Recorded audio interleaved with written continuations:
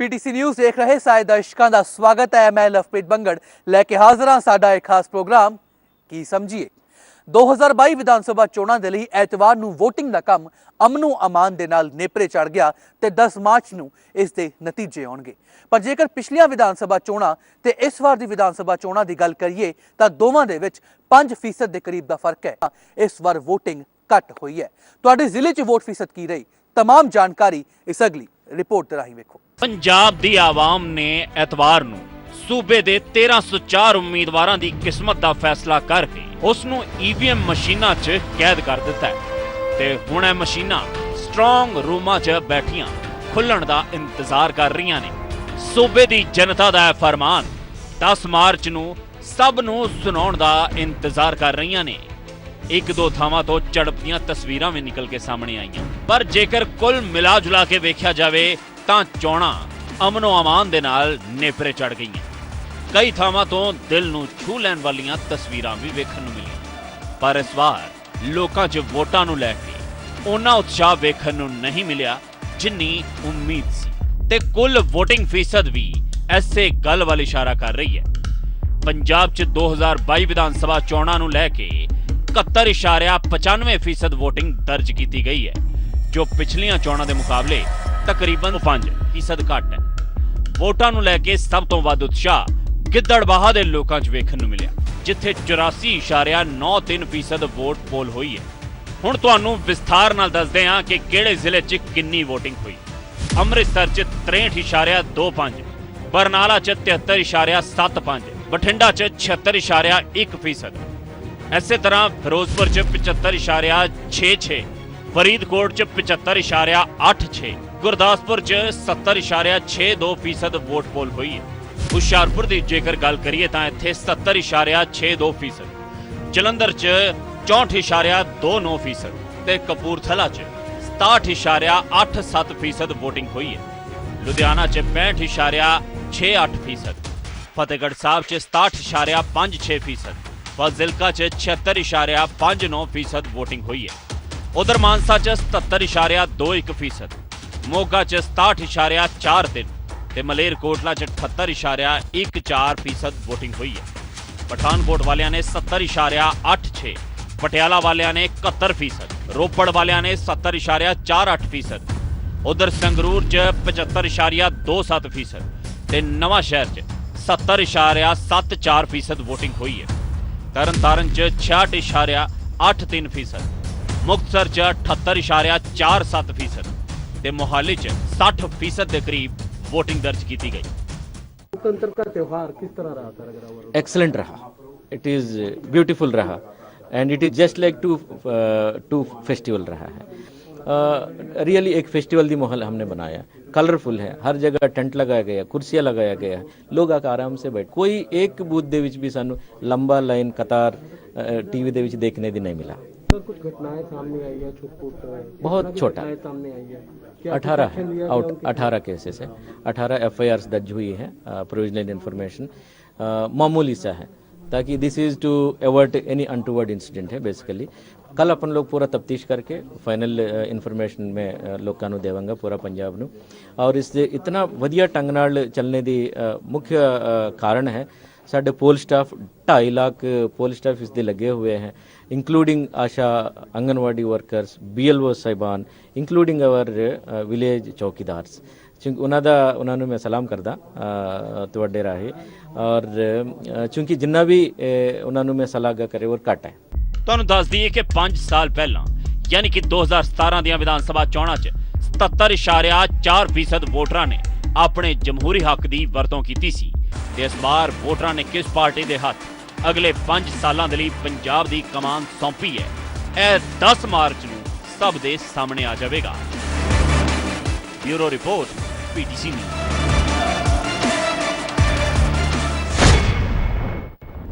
सूबे की सियासत के समीकरण इस बार काफ़ी बदले हुए नजर आए। इस दे चलदियां सूबे की सियासत पूरे तरीके दे नाल गरमाई रही, पर बावजूद इसके वोटरां दा हुंगारा ठंडा ही रहा।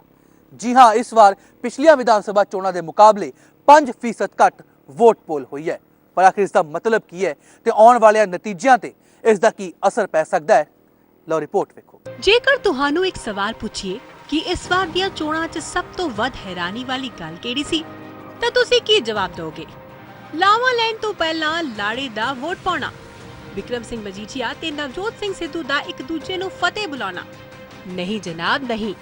ਅਸਲ ਮਾਇਨੇ 'ਚ ਸਭ ਤੋਂ ਹੈਰਾਨ ਕਰਨ ਵਾਲੀ ਚੀਜ਼ ਤਾਂ ਤੁਸੀਂ ਕੀਤੀ ਹੈ। ਜੀ ਹਾਂ, ਤੁਸੀਂ।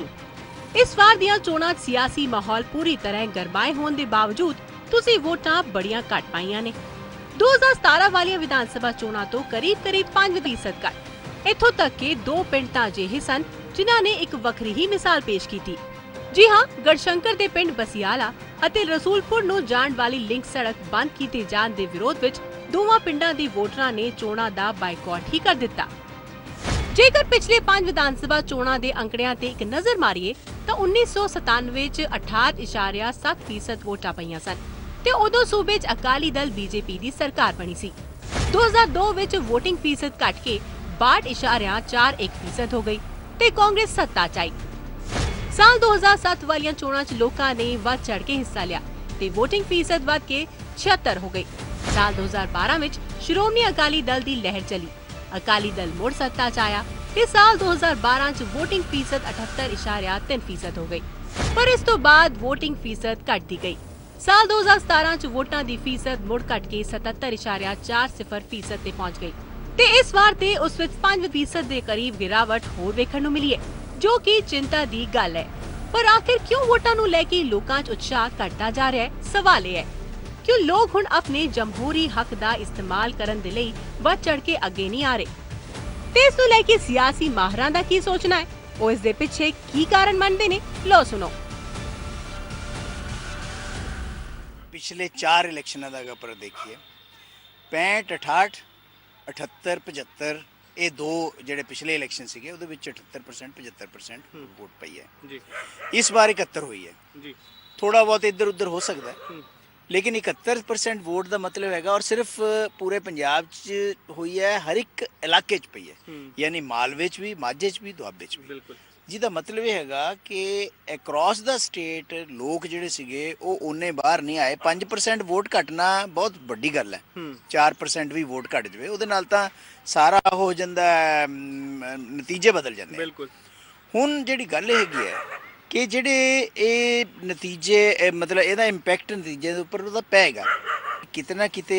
ਜਾਂ ਤਾਂ ਜਿਹੜੇ ਲੋਕ ਹੈ ਉਹਨਾਂ ਨੂੰ ਪੋਲੀਟੀਸ਼ੀਅਨਸ ਦੇ ਉੱਪਰ ਐਡਾ ਵਿਸ਼ਵਾਸ ਨਹੀਂ ਹੈ, ਉਹ ਕਹਿੰਦੇ ਠੀਕ ਹੈ ਅਸੀਂ ਆਪਣਾ ਕੰਮ ਕਰੀਏ। ਫॉर एग्जांपल ਮੋਹਾਲੀ ਹੈ, ਇੰਨੇ ਐਜੂਕੇਟਡ ਪੜ੍ਹੇ ਲਿਖੇ ਜ਼ਿਆਦਾ ਤੇ ਚੰਡੀਗੜ੍ਹ ਦੀ ਐਕਸਟੈਂਸ਼ਨ ਸਮਝ ਲਓ, ਲੇਕਿਨ ਸਭ ਤੋਂ ਘੱਟ ਵੋਟ ਇੱਥੇ ਪਈ ਹੈ। ਔਰ ਉਸ ਇਲਾਕੇ ਦੇ ਵਿੱਚ ਵੋਟ ਜਿਹੜੀ ਹੈਗੀ ਹੈ ਮਲੇਰਕੋਟਲੇ ਵੋਟ ਕਾਫੀ ਪਈ ਹੈ, ਗਿੱਦੜਬਾਹੇ ਬਹੁਤ ਪਈ ਹੈ, ਉਧਰ ਸਾਰੀ ਵੋਟ ਪਈ ਹੈ। ਤਾਂ ਇਹਦਾ ਇੰਪੈਕਟ ਜਿਹੜਾ ਹੈਗਾ ਉਹ ਪੈਗਾ। ਜੇਕਰ ਗੱਲ ਕੀਤੀ ਜਾਵੇ ਤਾਂ ਇਸ ਵਾਰ ਦੀਆਂ ਚੋਣਾਂ 'ਚ ਵੋਟਾਂ ਦੀ ਫੀਸਦ ਤੋਂ ਇਲਾਵਾ ਵੀ ਹੋਰ ਵੀ ਬਹੁਤ ਕੁਝ ਬਦਲਿਆ ਹੈ। ਅਕਾਲੀ ਦਲ ਤੇ ਬੀਜੇਪੀ ਦੇ ਰਾਹ ਵੱਖੋ-ਵੱਖ ਹੋ ਗਏ। 9 ਸੱਸ ਦਾ ਰਿਸ਼ਤਾ ਟੁੱਟ ਗਿਆ ਤੇ ਅਕਾਲੀ ਦਲ ਨੇ ਬਸਪਾ ਦੇ ਨਾਲ ਮਿਲ ਕੇ ਚੋਣ ਲੜੀ। ਇਸ ਵਾਰ ਦੀਆਂ ਚੋਣਾਂ 'ਚ ਹਰ ਪਾਰਟੀ ਵੱਲੋਂ ਦਲਿਤ ਕਾਰਡ ਖੇਡਣ ਦੀ ਵੀ ਪੂਰੀ ਕੋਸ਼ਿਸ਼ ਕੀਤੀ ਗਈ। ਆਮ ਆਦਮੀ ਪਾਰਟੀ ਵੱਲੋਂ ਵਾਰ-ਵਾਰ ਸੂਬੇ 'ਚ ਹਿੰਦੂਆਂ ਦੇ ਖਤਰੇ ਦੇ ਹੋਣ ਦੀ ਗੱਲ ਕਹੀ ਗਈ। ਵੰਡ ਪਾਓ ਤੇ ਰਾਜ ਕਰੋ ਵਾਲਾ ਫਾਰਮੂਲਾ ਵਰਤਣ ਦੀ ਕੋਸ਼ਿਸ਼ ਕੀਤੀ ਗਈ ਤੇ 2002 ਤੇ 2017 ਵਾਂਗ ਇਸ ਵਾਰ ਕੈਪਟਨ ਅਮਰਿੰਦਰ ਸਿੰਘ ਵੀ ਕਾਂਗਰਸ ਵਿੱਚ ਨਹੀਂ ਸਨ। ਪਹਿਲੀ ਵਾਰ ਭਾਜਪਾ ਤੇ ਕੈਪਟਨ ਅਮਰਿੰਦਰ ਸਿੰਘ ਦੀ ਪੰਜਾਬ ਲੋਕ ਕਾਂਗਰਸ ਤੇ ਢੀਂਡਸਾ ਧੜੇ ਨੇ ਗੱਠਜੋੜ ਕਰ ਚੋਣਾਂ ਦੇ ਮੈਦਾਨ ਵਿੱਚ ਐਂਟਰੀ ਮਾਰੀ ਤੇ 2022 ਵਾਲੇ ਚੋਣ ਮੈਦਾਨ ਵਿੱਚ ਐਂਟਰੀ ਤਾਂ ਪੰਜਾਬ ਦੀਆਂ 22 ਕਿਸਾਨ ਜਥੇਬੰਦੀਆਂ ਵੱਲੋਂ ਵੀ ਮਾਰੀ ਗਈ ਹੈ। ਇਹਨਾਂ तमाम ਚੀਜ਼ਾਂ ਦੇ ਚਲਦਿਆਂ ਸੂਬੇ ਦੇ ਸਿਆਸੀ ਸਮੀਕਰਨ ਹੀ ਬਦਲ ਗਏ। ਖੈਰ, ਇਸ ਤਰ੍ਹਾਂ VOTING ਫੀਸ ਦੀ ਦਾ ਘਟਨਾ ਵਾਕਈ ਚਿੰਤਾ ਦੀ ਗੱਲ ਹੈ, ਚੋਣ ਕਮਿਸ਼ਨ ਦੇ ਲਈ ਵੀ ਤੇ ਸਿਆਸੀ ਪਾਰਟੀਆਂ ਦੇ ਲਈ ਵੀ। Ankush Mahajan, PTC news.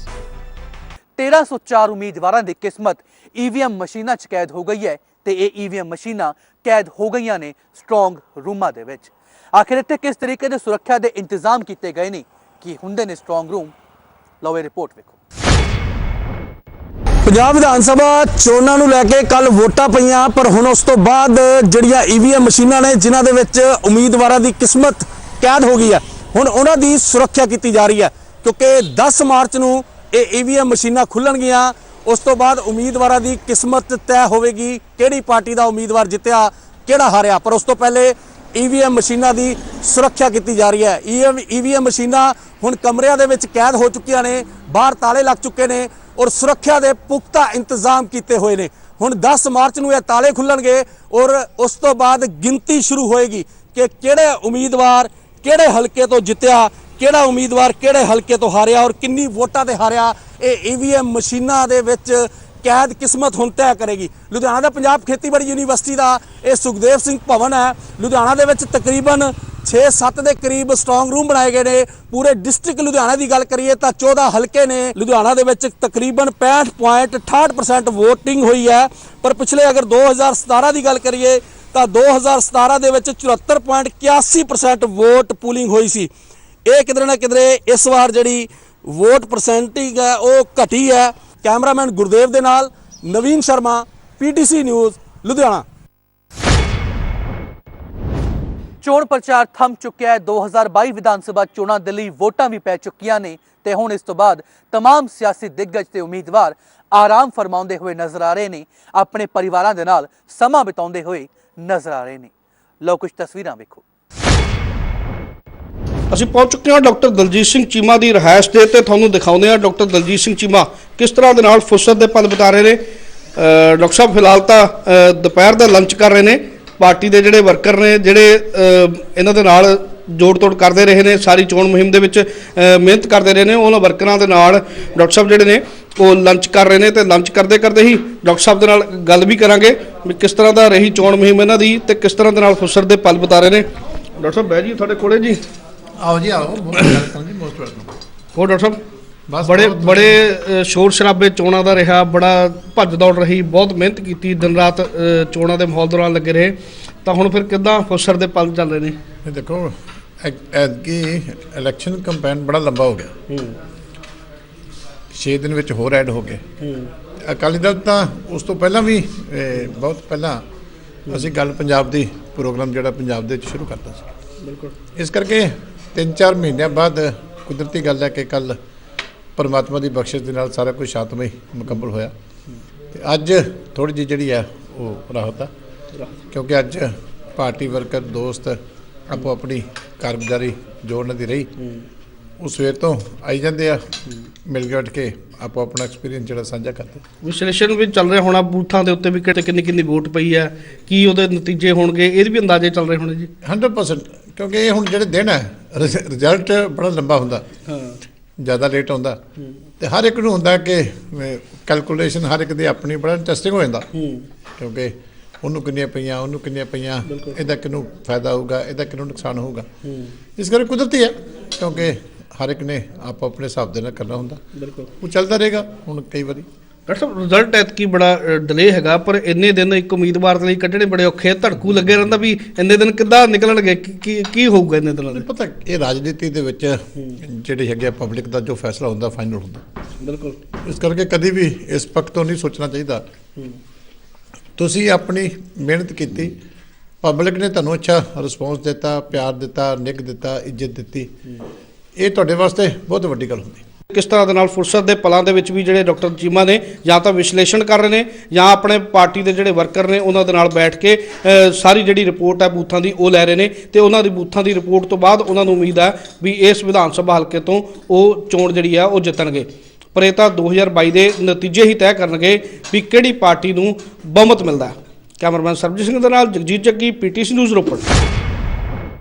ਵਿਧਾਨ ਸਭਾ ਚੋਣਾਂ ਦੇ ਵਾਸਤੇ ਵੋਟਾਂ ਪੈਣ ਦਾ ਕੰਮ ਮੁਕੰਮਲ ਹੋ ਚੁੱਕਿਆ ਹੈ। EVM ਮਸ਼ੀਨਾਂ ਸਟਰੋਂਗ ਰੂਮਾਂ ਤੇ ਪਹੁੰਚ ਚੁੱਕੀਆਂ ਨੇ। ਉਸ ਤੋਂ ਬਾਅਦ ਅਸੀਂ ਉਮੀਦਵਾਰਾਂ ਦੀ ਦਿਨਚਰਿਆ ਤੁਹਾਨੂੰ ਦਿਖਾ ਰਹੇ ਹਾਂ ਕਿ ਵੋਟਾਂ ਤੋਂ ਅਗਲੇ ਦਿਨ ਉਮੀਦਵਾਰਾਂ ਦਾ ਜਿਹੜਾ ਮਿਲਵਰਤਨ ਕਿਵੇਂ ਚੱਲ ਰਿਹਾ, ਆਪਣੇ ਵਰਕਰਾਂ ਦੇ ਨਾਲ ਕਿਵੇਂ ਸਮੀਖਿਆ ਕੀਤੀ ਜਾ ਰਹੀ ਹੈ ਪੂਰੇ ਵੋਟਾਂ ਦੀ। ਔਰ ਇਸ ਵਕਤ ਅਸੀਂ ਭਾਜਪਾ ਦੇ ਸੀਨੀਅਰ ਆਗੂ ਸਾਬਕਾ ਮੰਤਰੀ ਮਨੋਰੰਜਨ ਕਾਲੀਆ ਹੋਰਾਂ ਦੇ ਘਰ ਦੇ ਵਿੱਚ ਮੌਜੂਦ ਹਾਂ। ਕਾਲੀਆ ਸਾਹਿਬ ਸਾਡੇ ਨਾਲ। ਕਾਲੀਆ ਸਾਹਿਬ, ਕਿਵੇਂ ਅੱਜ ਦਾ ਦਿਨ ਤੁਸੀਂ ਸ਼ੁਰੂ ਕੀਤਾ? ਫਿਰ ਕਈ ਦਿਨਾਂ ਤੋਂ ਦੌੜ ਭੱਜ ਚੱਲ ਰਹੀ ਸੀਗੀ, ਚੋਣ ਪ੍ਰਚਾਰ, ਡੋਰ ਟੂ ਡੋਰ, ਕਈ ਮੀਟਿੰਗਾਂ, ਕਾਫੀ ਸਟ੍ਰੈਸ ਸੀ ਦਿਮਾਗ ਤੇ। ਹੁਣ ਕਿਵੇਂ ਫੀਲ ਕਰ ਰਹੇ ਹੋ? ਕਿਵੇਂ ਦਾ ਮਾਹੌਲ ਅੱਜ ਦਾ ਦਿਨ ਦਾ? ਹੁਣ ਮੈਂ ਰਿਲੈਕਸ ਫੀਲ ਕਰਦਾ ਕਿ ਅੱਜ ਸਭ ਤੋਂ ਪਹਿਲਾਂ ਤਾਂ ਮੈਂ ਨੀਂਦ ਲਈ ਜ਼ਿਆਦਾ ਸੋ ਲਗਭਗ 1:30-2 ਵਜੇ ਉੱਠਿਆ ਜੀ। ਸੋ ਰੈਸਟ ਕੀਤਾ ਤੇ ਫਿਰ ਇਹ ਕਿ ਵੀ ਸਾਥੀ ਆਏ ਸੀ, ਕਾਰਜਕਰਤਾ ਸਾਥੀ ਆਏ ਸੀਗੇ, ਆ ਕੇ ਚਲੇ ਵੀ ਗਏ ਤੇ ਮੈਂ ਕਿਹਾ ਚੰਗਾ ਨਹੀਂ ਲੱਗਦਾ। ਫਿਰ ਅਸੀਂ ਬੈਠ ਕੇ ਜ਼ਰਾ ਹੁਣ ਚਰਚਾ ਕਰ ਰਹੇ ਹਾਂ, ਸੋ ਸਮੀਖਿਆ ਵੀ ਕਰ ਰਹੇ ਹਾਂ। ਡੋਰ ਟੂ ਡੋਰ ਵਾਲਾ ਤਜਰਬਾ, ਜਿਵੇਂ ਡਾਇਰੈਕਟ ਮੈਂ ਕਹਿ ਰਿਹਾ ਕਿ ਕੰਟੈਕਟ ਹੋਇਆ, ਡਾਇਰੈਕਟ ਕੰਟੈਕਟ ਕੀਤਾ ਹੈਗਾ ਲੋਕਾਂ ਨੇ, ਮਤਲਬ ਹੈਗਾ ਬਜ਼ੁਰਗ ਜਿਹੜੀਆਂ ਮਾਤਾਵਾਂ ਹੈਗੀਆਂ ਉਹ ਪਿਆਰ ਦਿੰਦੀਆਂ ਸੀਗੀਆਂ ਤੇ ਪੁੱਤ ਆ ਗਿਆ ਤੂੰ ਹੈ ਤੇ ਤੂੰ ਕੰਮ ਕਰਾਇਆ ਹੈਗਾ। ਮਤਲਬ ਉਹ ਰਾਦਰ ਕਈ ਏਰੀਆ 'ਤੇ ਹੁੰਦਾ ਸੀਗਾ ਕਿ ਵੀ ਜੇ ਇਹਨਾਂ ਨੇ ਕੰਮ ਦੇ ਬਾਵਜੂਦ ਵੋਟਾਂ ਨਹੀਂ ਪਾਈਆਂ, ਉਹ ਰਾਦਰ ਕਹਿੰਦੇ ਅਸੀਂ ਤੁਹਾਨੂੰ ਨਾਲ ਆ ਤੇਰੇ। ਇਹ ਜਿਹੜੇ ਨੇ ਬੰਦੇ ਪਿੰਡ ਵਾਲੇ ਜਿਹੜੇ ਇਹ ਸ਼ਰਾਰਤ ਕਰਦੇ ਆ, ਮਤਲਬ ਇਹ ਰਾਦਰ ਉਹਨਾਂ ਨੂੰ ਗਿਲਾ ਕਰਦੇ ਸੀਗੇ। ਜ਼ੋਰ ਅਜ਼ਮਾਇਸ਼ ਸਾਰਿਆਂ ਨੇ ਕੀਤੀ ਹੈ, ਆਵਾਜ਼ ਸਾਰਿਆਂ ਨੇ ਗਾਈ ਹੈ, ਦਾਅਵੇ ਸਾਰਿਆਂ ਦੇ ਵੱਲੋਂ ਠੋਕੇ ਜਾ ਰਹੇ ਨੇ, ਪਰ ਵੋਟਾਂ ਤੋਂ ਬਾਅਦ ਸਾਰੇ ਉਮੀਦਵਾਰ ਆਪੋ ਆਪਣੇ ਤਰੀਕਿਆਂ ਦੇ ਨਾਲ ਆਪਣੇ ਵਰਕਰਾਂ ਦੇ ਨਾਲ ਪੂਰੀ ਸਮੀਖਿਆ ਕਰ ਰਹੇ ਨੇ, ਵੋਟਾਂ ਨੂੰ ਲੈ ਕੇ, ਆਪਣੇ ਬੂਥਾਂ ਨੂੰ ਲੈ ਕੇ ਔਰ ਆਪਣੇ ਆਉਣ ਵਾਲੇ ਦਿਨਾਂ ਦੇ ਪ੍ਰੋਗਰਾਮ ਨੂੰ ਲੈ ਕੇ। ਕੈਮਰਾ ਪਰਸਨ ਜਗਰੂਪ ਦੇ ਨਾਲ ਪਤਰਸ ਮਸੀਹ, PTC ਨਿਊਜ਼। 1 ਮਹੀਨਾ ਲਗਾਤਾਰ ਚੋਣ ਪ੍ਰਚਾਰ ਚੱਲਿਆ ਔਰ ਜਿਵੇਂ ਪਰ ਇਸ ਚੋਣ ਪ੍ਰਚਾਰ ਤੋਂ ਬਾਅਦ ਵੋਟਾਂ ਪੈਣ ਦਾ ਕੰਮ ਸ਼ਾਂਤੀਪੂਰਵਕ ਨੇਪਰੇ ਚੜਿਆ ਤਾਂ ਉਮੀਦਵਾਰ ਰਾਹਤ ਮਹਿਸੂਸ ਕਰਦੇ ਹੋਏ ਨਜ਼ਰ ਆਏ। ਇਸ ਦੌਰਾਨ ਅਸੀਂ ਪਹੁੰਚੇ ਹਾਂ ਹਲਕਾ ਅਟਾਰੀ ਤੋਂ ਸ਼੍ਰੋਮਣੀ ਅਕਾਲੀ ਦਲ ਬਹੁਜਨ ਸਮਾਜ ਪਾਰਟੀ ਦੇ ਉਮੀਦਵਾਰ ਗੁਲਜ਼ਾਰ ਸਿੰਘ ਰਣੀਕੇ ਦੇ ਘਰ, ਜੋ ਸਾਰਾ ਪਰਿਵਾਰ ਇਕੱਠਾ ਹੋ ਕੇ ਆਪਣੀ ਚੋਣ ਚਰਚਾ ਵੀ ਕਰ ਰਿਹਾ ਔਰ ਸਮਾਂ ਜਿਹੜਾ ਹੈ ਉਹ ਇਲੈਕਸ਼ਨ ਮੋਡ ਦੇ ਵਿੱਚ ਬਤੀਤ ਕੀਤਾ ਜਾ ਰਿਹਾ ਹੈ। 7 ਵਜੇ 7:30 ਵਜੇ ਨਿਕਲਦੇ, ਸ਼ਾਮ ਨੂੰ ਕੋਈ 10 ਵੀ ਵੱਜ ਜਾਂਦੇ, 11 ਵੀ ਵੱਜ ਜਾਂਦੇ, ਕਈ ਰਾਤ 12 ਵੀ ਵੱਜਦੇ, 1 ਵੀ ਵੱਜਦਾ ਸੀ, ਕਾਫੀ ਲੇਟ। ਤੇ ਪਤਾ ਨਹੀਂ ਕਿਹੜਾ ਆਉਂਦਾ ਕਦੋਂ ਤੇ ਜਾਂਦਾ ਕਦੋਂ, ਤੇ ਮਤਲਬ ਕਿਹੜੇ ਪਿੰਡ ਹੈ ਕਿਸ ਤਰ੍ਹਾਂ। ਇਸ ਕਰਕੇ ਭੱਜ ਦੌੜ ਚ ਰਿਹਾ ਮੇਰਾ। ਤੇ ਮੈਂ ਸਮਝਦਾ ਕਿ ਕੁੱਲ ਮਿਲਾ ਕੇ ਪਰਿਵਾਰ ਨੇ ਵੀ ਜਿੱਥੇ ਮਿਹਨਤ ਕੀਤੀ ਆ, ਵਰਕਰਾਂ ਨੂੰ ਵੀ ਕੀਤੀ ਹੈ, ਸਾਰੇ ਹੋਰ ਵੀ। ਤੇ ਸਭ ਤੋਂ ਤਾਂ ਵਧੀਆ ਜਿਹੜਾ ਭਾਰੀ ਸਾਹ ਸੀ ਸੰਗਤਾਂ ਦੇ ਵਿੱਚ 5 ਸਾਲ ਦਾ ਜਿਹੜਾ ਪਿਛਲਾ ਪੀਰੀਅਡ ਸੀ ਕਾਂਗਰਸ ਸਰਕਾਰ ਦਾ, ਔਰ ਉਹਨਾਂ ਨੇ ਹਰ ਵਰਗ ਨੂੰ ਸਤਾਇਆ ਸੀ, ਮਤਲਬ ਪੀੜਾ ਜਿਹੜਾ ਸੀ ਬਹੁਤ ਵੱਡਾ ਸੀ। ਪਰਿਵਾਰ ਦਾ ਸਹਿਯੋਗ ਮੈਂ ਸਮਝਦਾ ਕਿ ਜਿਸ ਤਰ੍ਹਾਂ ਦਾ ਸਾਡੇ ਪਰਿਵਾਰ 'ਚ ਅੱਜ ਤੱਕ ਗੁਰੂ ਦੀ ਕਿਰਪਾ ਹੈ, ਇਸ ਤਰ੍ਹਾਂ ਬਣੀ ਰਵੇ। ਮੇਰੀ ਤਾਂ ਅਰਦਾਸ ਇਹੋ ਹੀ ਆ ਵੀ ਇੱਕ ਦੂਜੇ ਨੂੰ ਸਮਝਣ ਤੇ ਇਸੇ ਤਰ੍ਹਾਂ ਆਪੋ ਆਪਣੀ ਜ਼ਿੰਮੇਵਾਰੀ ਸਾਰਿਆਂ ਨੇ, ਬੱਚਿਆਂ ਨੇ ਆਪਣੀ ਲਈ ਆ, ਔਰ ਸਾਡੇ ਮੈਡਮ ਜੀ ਨੇ ਆਪਣੀ ਵਾਸਤੇ ਲਈ ਆ। ਘਰੇ ਰੋਟੀ ਪਾਣੀ ਦਾ ਪ੍ਰਬੰਧ ਸਾਡੇ ਬੱਚੇ ਦੇਖਦੇ ਸਾਰਾ ਮਤਲਬ ਸਾਰੀ ਜ਼ਿੰਮੇਵਾਰੀ ਜਿਹੜੀ ਪਰਿਵਾਰ ਦੀ ਲਈ, ਹੁਣ ਆਪਾਂ ਆਪਣੀ ਜ਼ਿੰਮੇਵਾਰੀ ਬਹੁਤ ਖੂਬੀ ਨਿਭਾਈ ਆ। ਦੇ ਵਾਸਤੇ ਟਿਫਨ ਸਵੇਰੇ ਜਾਂਦਾ ਸੀ, ਬੇਟਿਆਂ ਦੋਵਾਂ ਦਾ ਵੀ ਟਿਫਨ ਗੱਡੀ 'ਚ ਹੁੰਦਾ ਸੀਗਾ ਤੇ ਮੇਰਾ ਖੁਦ ਦਾ ਵੀ ਟਿਫਨ ਗੱਡੀ 'ਚ ਹੁੰਦਾ ਸੀ, ਕਿਉਂਕਿ ਇੰਨਾ ਸਮਾਂ ਨਹੀਂ ਸੀ ਮਿਲਦਾ ਵੀ ਸੰਗਤ ਜ਼ਿਆਦੀ ਨਾਲ ਹੋਣ ਕਰਕੇ ਵੀ ਖਾਣ ਦਾ ਟਾਈਮ ਮਿਲ ਜੇ। ਗੱਡੀ ਦੇ ਵਿੱਚ ਗੋਲ ਕਰਕੇ ਸਾਰੇ ਖਾ ਲੈਂਦੇ ਸੀਗੇ। ਨਮਕ ਵਾਲੀ ਪਰੌਂਠੀ ਬਣਾਈ ਆ ਤੇ ਅਚਾਰ ਨਾਲ ਚੋਪੜ ਕੇ ਥੋੜਾ ਗਰਮ ਪਾਣੀ ਪੀਤਾ ਤੇ ਰੋਟੀ ਨੰਗਾਉਣ ਵਾਸਤੇ ਉਹ ਵੀ ਸਮਾਂ ਅੱਛਾ ਲੱਗਦਾ ਵਾ ਵੀ ਆਪਾਂ ਸਾਰਿਆਂ ਨੇ ਇੰਜੋਏ ਕੀਤਾ ਗੱਡੀ 'ਚ। ਸਾਰੇ ਜਿੰਨੇ ਬੰਦੇ ਹੁੰਦੇ ਆ ਸਾਰਿਆਂ ਦਾ ਖਾਣਾ ਪੈਕ ਹੁੰਦਾ ਹੈ। ਸਪੈਸ਼ਲੀ ਕੈਨੇਡਾ ਤੋਂ ਇੱਥੇ ਪਹੁੰਚੇ ਹੋ, ਪੂਰਾ 1 ਮਹੀਨਾ ਕਿਸ ਤਰ੍ਹਾਂ ਦਾ ਰਿਹਾ? ਬਹੁਤ ਵਧੀਆ ਰਿਹਾ ਜੀ, ਬਹੁਤ ਮਹਾਰਾਜ ਦੀ ਕਿਰਪਾ, ਸੰਗਤਾਂ ਦਾ ਬਹੁਤ ਪਿਆਰ ਦੇਖਣ ਨੂੰ ਮਿਲਿਆ। ਪਹਿਲੀ ਵਾਰੀ ਲੋਕਾਂ 'ਚ ਇੰਨਾ ਉਤਸ਼ਾਹ ਇਲੈਕਸ਼ਨਾਂ ਨੂੰ ਲੈ ਕੇ, ਬਹੁਤ ਪਿਆਰ। ਪਰਿਵਾਰ ਬੜੇ ਲੰਬੇ ਸਮੇਂ ਤੋਂ ਲੋਕਾਂ ਦੀ ਸੇਵਾ ਕਰਦਾ ਆ ਰਿਹਾ। ਲੋਕ ਭਲੇ ਭਾਂਤੀ ਜਾਣੂ ਨੇ ਕਿ ਕੀ ਆਪਾਂ ਲੋਕਾਂ ਨੇ ਇਸ ਹਲਕੇ ਦੀ ਨੁਮਾਇੰਦਗੀ ਕਿਹਨੂੰ ਦੇਣੀ ਹੈ, ਤੇ ਬੜੀ ਮਹਾਰਾਜ ਦੀ ਕਿਰਪਾ ਰਹੀ ਹੈ ਤੇ ਪਰਮਾਤਮਾ ਗੁਰੂ ਰਾਮਦਾਸ ਸਭ ਭਲੀ ਕਰਨਗੇ। ਸਾਰੀ ਫੈਮਿਲੀ ਦਾ ਬੜਾ ਸਹਿਯੋਗ ਰਿਹਾ। ਫਾਦਰ ਸਾਹਿਬ ਨੇ ਤੇ ਖੈਰ ਜਿੱਥੇ ਬਹੁਤ ਮਿਹਨਤ ਕੀਤੀ, ਸਾਡੇ ਮਾਤਾ ਜੀ ਨੇ ਵੀ ਬੜਾ ਤਗੜਿਆਂ ਹੋ ਕਰਕੇ ਸਾਰਾ ਸਾਂਭਿਆ। ਵੱਡੇ ਭਾਈ ਸਾਹਿਬ ਉਹਨਾਂ ਵੀ ਮਤਲਬ ਆਪਣਾ ਜੋ ਜ਼ਿੰਮੇਵਾਰੀ ਬਣਦੀ ਸੀ ਮਤਲਬ ਉਹ ਵੀ ਉਹਨਾਂ ਨੇ ਸਾਂਭੀ, ਤੇ ਮੇਰੇ ਵਾਈਫ ਨੇ ਘਰੇ ਫਿਰ ਜੋ ਸਾਰਾ ਆਇਆ ਗਿਆ ਰੋਟੀ ਪਾਣੀ, ਸੰਗਤ ਦਾ ਪ੍ਰਸ਼ਾਦਾ ਪਾਣੀ, ਚਾਹ ਪਾਣੀ ਦਾ ਸਾਰਾ ਪ੍ਰਬੰਧ, ਫਿਰ ਬੱਚਿਆਂ ਦਾ ਮਤਲਬ ਬੜਾ ਵਧੀਆ ਰਿਹਾ ਜੀ। ਸੰਗਤਾਂ ਨੇ ਆਉਣਾ, ਲੋਕਾਂ ਨੇ ਆਉਣਾ, ਪਿਆਰ ਨਾਲ ਮਿਲਣਾ, ਜੈਕਾਰੇ ਛੱਡਣੇ, ਤੇ ਉਸ ਚੀਜ਼ ਨੇ ਸਾਡੇ ਰੂਹਾਂ ਨੂੰ ਹੋਰ ਮਨੋਬਲ ਦਿੱਤਾ। ਤੇ ਕਿਸੇ ਨੂੰ 10 ਕੀ ਛਕਾਣੇ ਆਪਾਂ ਤੇ ਗਿਣਤੀ ਨਹੀਂ ਕਰਦੇ, ਹੋਰ ਸੇਵਾ 'ਚ ਹੋਰ ਮਨ ਰੁਝਾਇਆ ਤੇ ਸੱਚੇ ਪਾਤਸ਼ਾਹ ਮਿਹਰ ਕਰਨਗੇ। ਵਾਹਿਗੁਰੂ ਦਾ ਨਾਮ ਚੱਲਦਾ ਹੀ ਸਾਰਾ ਦਿਨ ਗੁਰਬਾਣੀ ਚੱਲਦੀ ਸੀ ਤੇ ਥੱਲੇ ਲੰਗਰ ਪ੍ਰਸ਼ਾਦੇ ਚੱਲਦੇ ਸੀ। ਹਲਕਾ ਅਟਾਰੀ ਤੋਂ ਸ਼੍ਰੋਮਣੀ ਅਕਾਲੀ ਦਲ ਬਹੁਜਨ ਸਮਾਜ ਪਾਰਟੀ ਦੇ ਉਮੀਦਵਾਰ ਗੁਲਜ਼ਾਰ ਸਿੰਘ ਰਣੀਕੇ ਜੋ 6ਵੀਂ ਵਾਰ ਚੋਣ ਮੈਦਾਨ 'ਚ ਨਿਤਰੇ ਨੇ, ਰੁਝੇਵੇਂ ਭਰੇ ਚੋਣ ਪ੍ਰਚਾਰ ਤੋਂ ਬਾਅਦ ਅੱਜ ਪਰਿਵਾਰ ਦੇ ਨਾਲ ਸਮਾਂ ਬਿਤਾਉਂਦੇ ਹੋਏ ਨਜ਼ਰ ਆਏ ਨੇ। ਪਰਿਵਾਰ ਨੇ ਇਕਜੁੱਟ ਹੋ ਕੇ ਇਸ ਚੋਣ ਪ੍ਰਚਾਰ ਵਿੱਚ ਸਾਥ ਦਿੱਤਾ। ਸਵੇਰੇ 7 ਵਜੇ ਤੋਂ ਲੈ ਕੇ ਰਾਤ ਦੇ 12-1 ਵਜੇ ਤੱਕ ਜਿਹੜਾ ਚੋਣ ਪ੍ਰਚਾਰ 'ਚ ਲੱਗੇ ਨੇ। ਤਾਂ ਅੱਜ ਰਾਹਤ ਭਰਿਆ ਦਿਨ ਬਿਤਾਇਆ ਜਾ ਰਿਹਾ ਪਰਿਵਾਰ ਦੇ ਨਾਲ ਔਰ ਸਰਕਾਰ ਬਣਾਉਣ ਦਾ ਦਾਅਵਾ ਪੇਸ਼ ਕੀਤਾ ਜਾ ਰਿਹਾ। ਕੈਮਰਾ ਪਰਸਨ ਅਵਤਾਰ ਸਿੰਘ ਦੇ ਨਾਲ ਮਨਿੰਦਰ ਸਿੰਘ ਮੋਂਗਾ, PTC ਨਿਊਜ਼, ਅੰਮ੍ਰਿਤਸਰ। ਅੱਜ ਦੇ ਇਸ ਖਾਸ ਪ੍ਰੋਗਰਾਮ 'ਚ ਫਿਲਹਾਲ ਬਸ ਇੰਨਾ ਹੀ, ਪਰ PTC ਨਿਊਜ਼ ਤੇ ਖਬਰਾਂ ਦਾ ਸਿਲਸਿਲਾ ਰਹੇਗਾ ਜਾਰੀ। ਤੁਸੀਂ ਜੁੜੇ ਰਹੋ PTC ਨਿਊਜ਼ ਦੇ ਨਾਲ। ਫਿਲਹਾਲ ਮੈਨੂੰ ਯਾਨੀ ਲਵਪ੍ਰੀਤ ਬੰਗੜ ਤੇ ਮੇਰੇ ਕੈਮਰਾ ਪਰਸਨ ਸ਼ੇਰ ਸਿੰਘ ਨੂੰ ਦਿਓ ਇਜਾਜ਼ਤ। ਧੰਨਵਾਦ।